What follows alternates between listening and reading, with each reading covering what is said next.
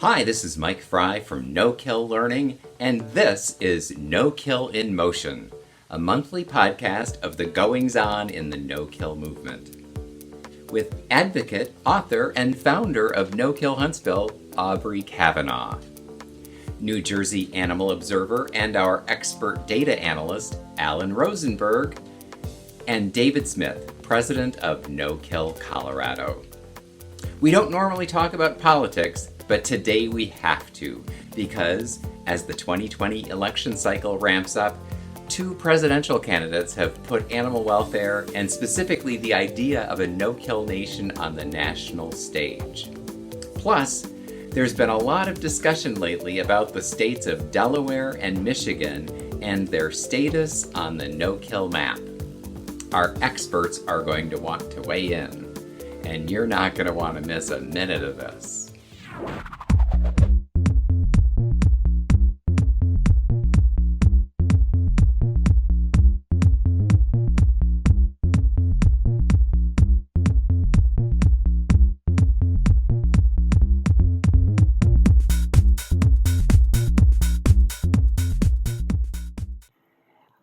And Aubrey, I'd like to start with you because you've done a fair amount of looking into, Secretary Julian Castro and his recent announcement of an animal welfare platform that actually includes the idea of a no-kill nation.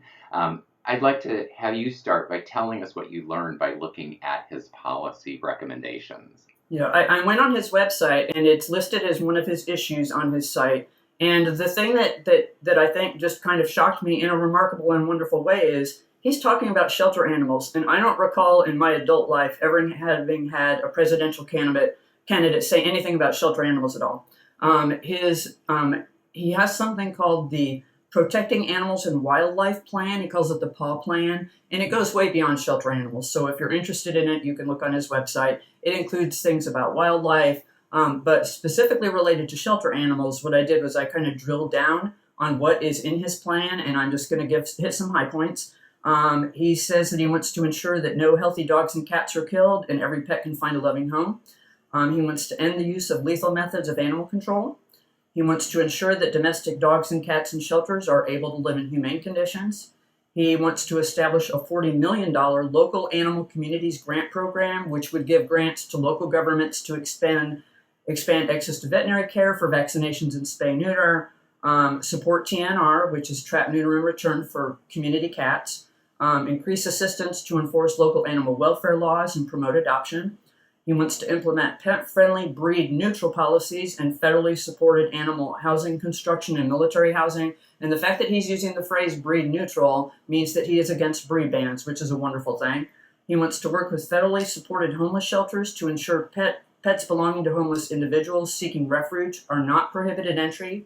He wants to establish a program to support pet-friendly, breed-neutral policies in public housing with technical and financial assistance. And he wants to make animal cruelty a federal crime. So this is really groundbreaking. Of course, presidential candidates, they have a lot of issues referenced on their websites, but this is the first time a guy has talked about shelter animals. And regardless of what happens with his run for president, people are talking about it now, and we're bridging the gap with the public who are wondering, well, what is this all about? Well, I would like to add that it's amazing. Not only is he talking about shelter animals and he's talking about no kill, but when you peel the layers back and get deeper into the suggested policies, there's actual substance there that tie back to the actual no kill equation. So it's an informed policy. It's not just this superficial plan. Elsewhere, he has written about and spoken about, and some of the other candidates running for president have too, this idea that, the way we treat animals is ultimately is a reflection of the way we treat humans. Those two things are directly connected. That's actually on Cory Booker's website. Cory Booker's plan is not quite as extensive, but the first thing that he says on his page is that treatment of animals is a test of our character and compassion in our society. So I think that's very important. And since Cory Booker is the other candidate we were going to talk about, and he is in Alan Rosenberg's state. So, Alan, can you talk to us about Cory Booker and his positions and what he's talking about in animal welfare and a little bit of his history in the animal sheltering world? Sure, Mike. Cory Booker really had a big role here in New Jersey, particularly Newark. As some of you may know, Associated Humane Societies Newark has long been the largest shelter in the state and probably the most regressive and one of the highest kill. And during his administration, he tried to reverse the city's use of using AHS, which they had been doing for decades. So AHS originally got the contract when their executive director was a city councilman, and he actually went to jail related to that corruption. Mm-hmm. And ever since, AHS has been a place that has really valued money over the animals in their care. And during the Cory Booker administration, he really tried to build a new shelter in the city to replace AHS, and that shelter was going to be no kill. Unfortunately, Cory Booker, when Senator Lautenberg died, decided to run for Senate, and unfortunately, that never happened. But after he did leave, it's been part of the discussion in the public discourse, and it's been something that's been talked about and been pushed for and considered. So even though he wasn't successful in replacing the high kill shelter in the city, he was able to get a discussion going that never happened before. And I would argue, having had some just tangential connection to the political machinery in Newark, I would argue Cory Booker not only put the conversation, on the map there, and that conversation continues to this day because of him. The political machinery there is incredibly dysfunctional. So the fact that it didn't work out is, you can't put it all on him because that the machinery in the political system in Newark is like some of the most corrupt and dysfunctional I have seen anywhere, frankly.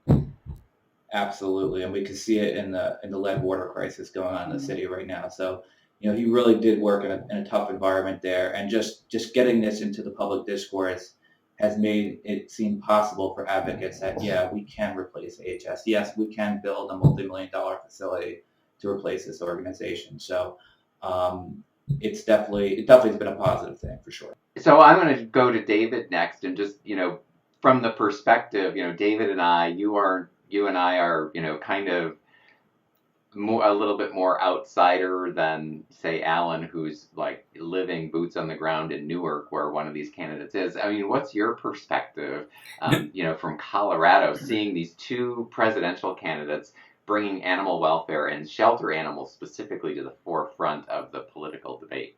I don't have a lot to add except for the fact that it was exactly as Aubrey said, and in my lifetime, I've never seen anything like that. It's so important to get it on that stage. These two candidates right now, obviously, are not at the top of the game, but that's what these primaries are about generally, is getting subject matter into the platform that actually matters. If this actually helps get animal welfare issues into whatever candidate winds up being out there and then becomes part of the presidential campaign, this is just fantastic. It's been good here. There's been a lot of chatter about it. And I just think it's good. I don't have much to add than what everybody else added. It's just very positive for us. I want to add one other point. I'm sorry, go ahead. I was just going to move on. So make your point, because I'm going to move on to talking about Delaware and the connection to it. It's just something that I talked about before, and I think that those of us in no-kill advocacy realize this. Some rescuers may not. Whether or not people should know what's happening at their local animal shelter with their money, a lot of them just don't. It's just not on their personal radar, and it doesn't get on their radar until someone puts it there. So if both of these candidates are doing this, if it becomes infectious and other candidates develop their own platform, or even if others don't, we're reaching more of the public on a subject that they may know absolutely nothing about. Yeah, absolutely.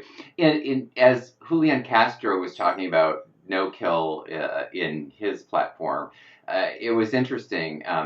The topic of Delaware becoming a no-kill state came up. And then shortly thereafter, there was an announcement from the Michigan pet brain fart. Pet Fund Alliance. Yeah, there you Michigan Pet go. Fund Alliance. Pet Fund Alliance, Michigan Pet Fund Alliance, yeah, came out and declared, very publicly that Michigan is a no-kill state. And I'd like to shift the topic to that because I think all of us were a little bit taken aback when it was first announced that Delaware is a no-kill state because, newsflash, it's not. And I could almost kind of understand a little bit how that came about because the source of that, were some people within the animal welfare community that I think are kind of known within the animal welfare community of exaggerating, grandstanding, fundraising using that sort of technique. So I wasn't really surprised. I was really surprised when Michigan, the Michigan Pet Fund Alliance came out and announced that Michigan was no kill because I'm sorry, I was blindsided by that. David, since we ended with you, let's start with you on this topic. What was your perspective when you saw both Delaware and Michigan come out and talk and announce that they were no kill states, even though they clearly are not? Yeah, there's a couple of things. I don't want to take up too much time, but the first thing that really struck me is the way that Delaware announced.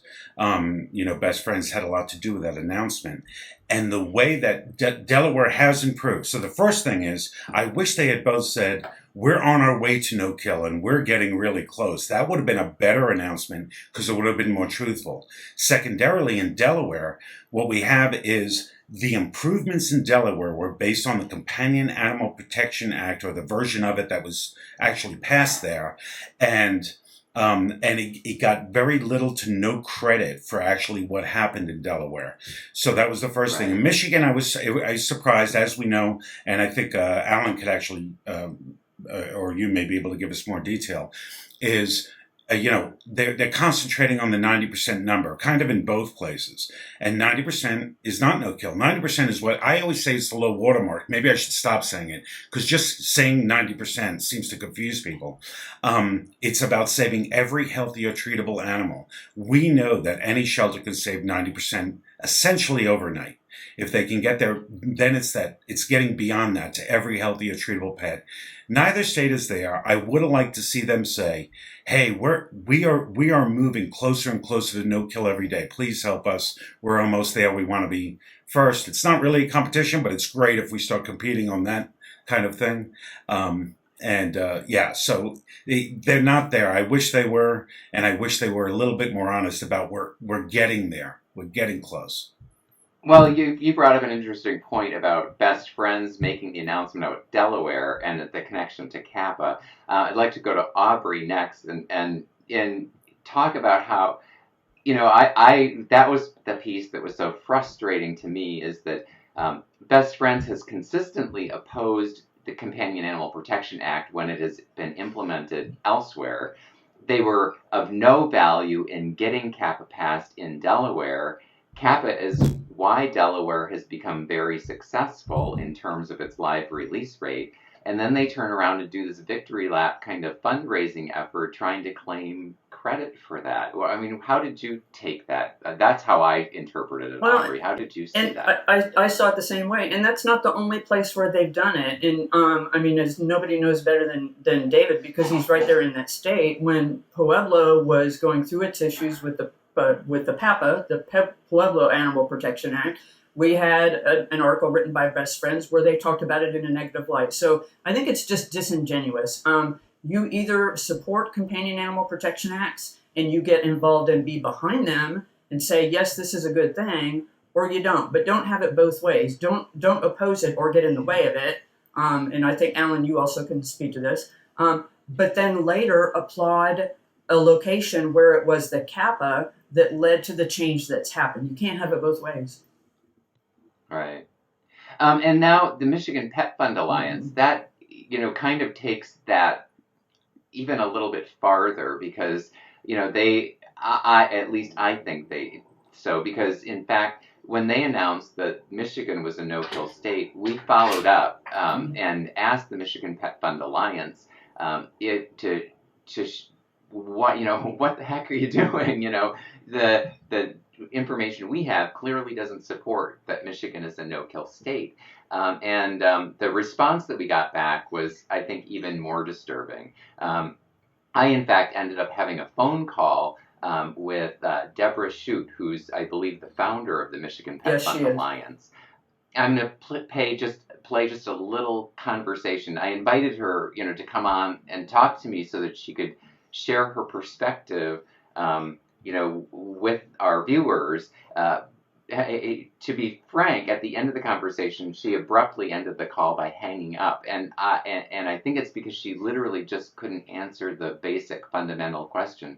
But she started the conversation by explaining that yes, they have these what she called problem children shelters that are still killing large numbers of animals. I'm going to play just the beginning of the recording of that conversation. So you say you've got a handful of problem children. I think we all can relate to that because they're everywhere. But I'm curious though, when you say that you've got a handful of problem children and that, how is it that knowing that you can still come out with a statement saying that you're a no-kill state when clearly that there are quote-unquote problem children shelters and animals are still being killed there? Well, you have to look at the history. And we started close to 12 years ago with the understanding that we were going to work toward no kill in Michigan. And we defined that as a state that was reaching 90%. And matter of fact, we have titled our conferences Getting to the Goal, and that was the goal of making Michigan 90%. And so I would argue, when she acknowledges that they have these problem children shelters that are killing large numbers of animals, and in fact, the data she provided us shows there are shelters that have kill rates, near 40% in Michigan, that there's no possible way Michigan is a no-kill state, and she knows that that's true. It can't possibly be true that they're a no-kill state when they have problem children shelters killing up to 40% of their animals. Alan, you did some data analysis from the data. Can you talk about what you saw in the data from New Jersey or from Michigan? Sure, Mike. So I think when I first heard about this during the week, I saw their report and the press releases, and it seemed to me that they were talking about, well, the state has achieved a 90% combined dog and cat live release rate, and then they said the state is no kill. Based on that, I said, okay, that is misleading because there are many high kill shelters still in the state. And I was upset about that. And I also have some issues with them combining dog and cat. I think you need to look at both separate and make sure both dogs and cats are each over 90% if you even go by that metric. And we all know that 90% is too low, particularly for dogs, to say you're no kill. But fine, that was upsetting. But what really just appalled me was on Friday, Aubrey reached out to me and said, Alan, I think they're excluding owner-requested euthanasia. Can you take a look at some of the shelters in the state?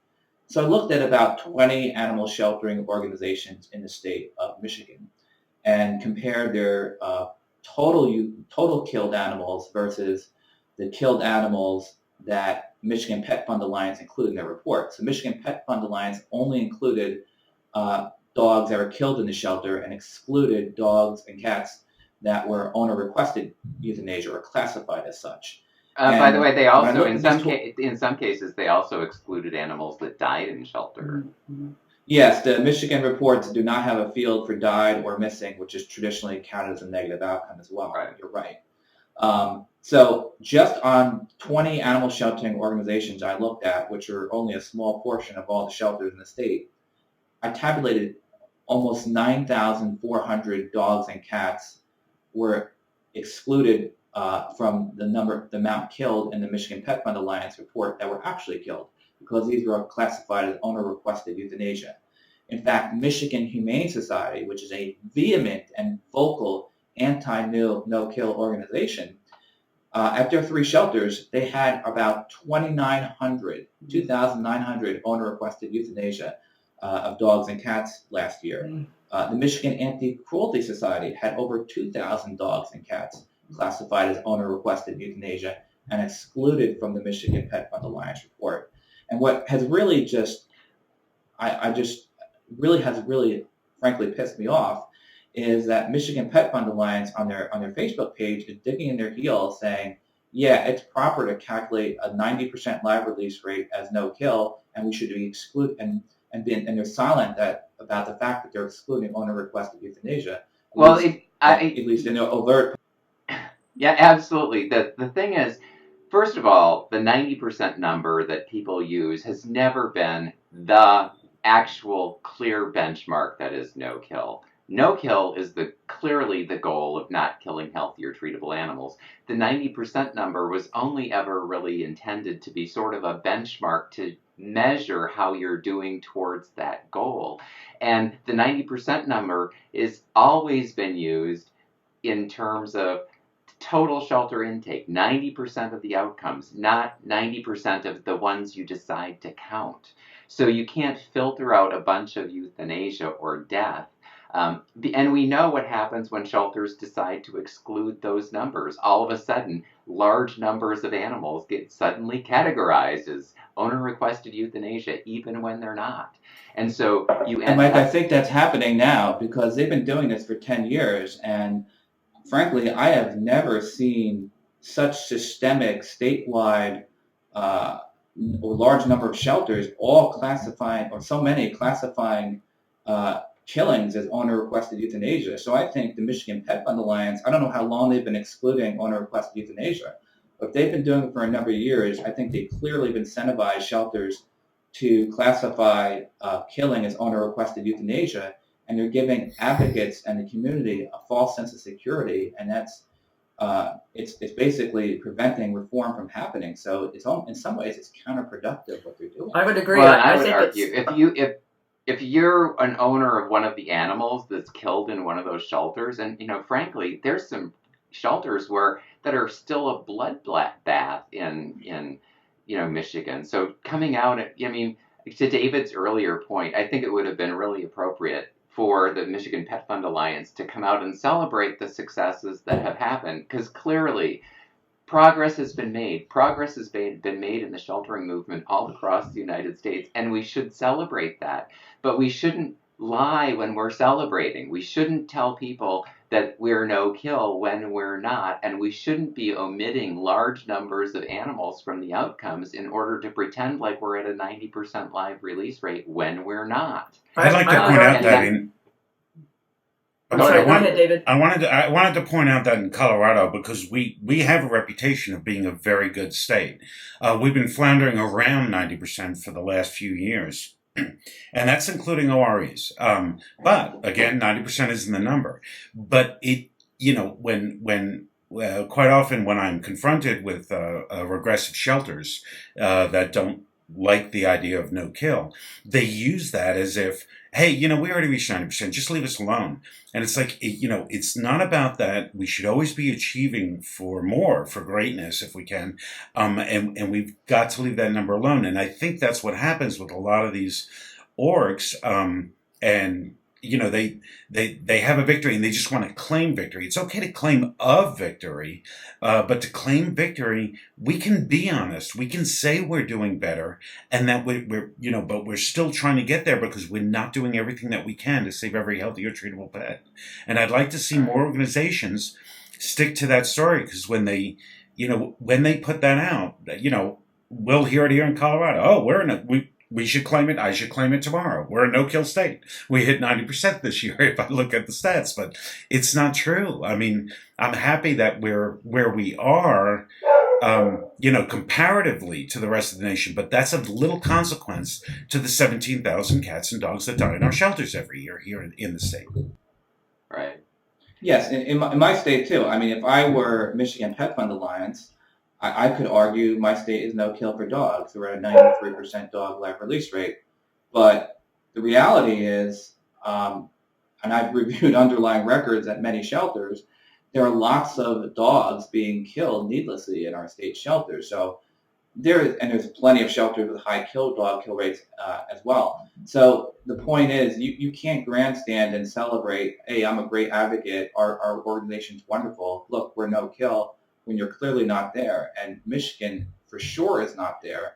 And the I tragedy. personally think, sorry, Mike, I was just going to say, they should Michigan Pet Fund Alliance really needs to send out new numbers with the raw live release rate. Well, the challenge for them is it's been picked up by organizations like Newsweek and reported nationally. Now all of a sudden they're saying nationally that Michigan is a no-kill state. Well, and it's going to be really hard for Michigan Pet Fund Alliance to come clean with the fact that they jumped the gun, they misled their donors and supporters, and they misled the public dramatically. And the sad thing is it makes people believe it's safe to bring their animals to shelters that are still killing large numbers of animals when it's simply not true. That's something I wanted to touch on, because we've had that problem in Huntsville, and this is what happens when you use that 90% as the magical number, as if it's the goal, when in fact it is not.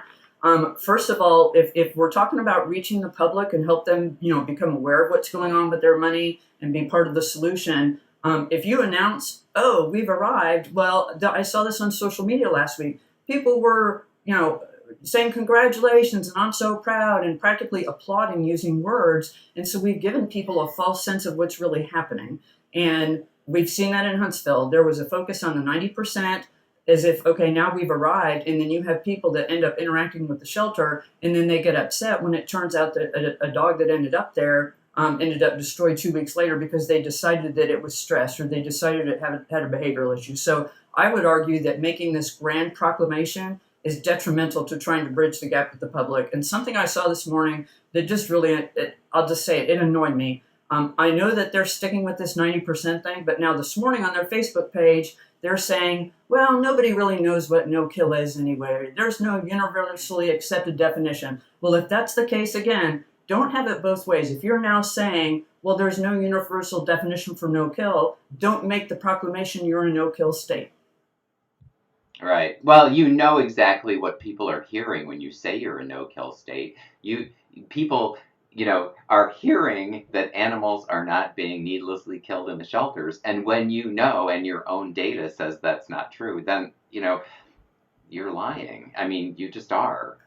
There's not a nicer way. There's not a nice way to say that. Mm-hmm. So anyway, I would like to thank you all for weighing in. The other thing I'll just say is that part of what they're relying on is that there are shelters in Michigan who are doing exceptionally well. There are many. But the idea that somehow makes up for the shelters that are doing badly is, erroneous.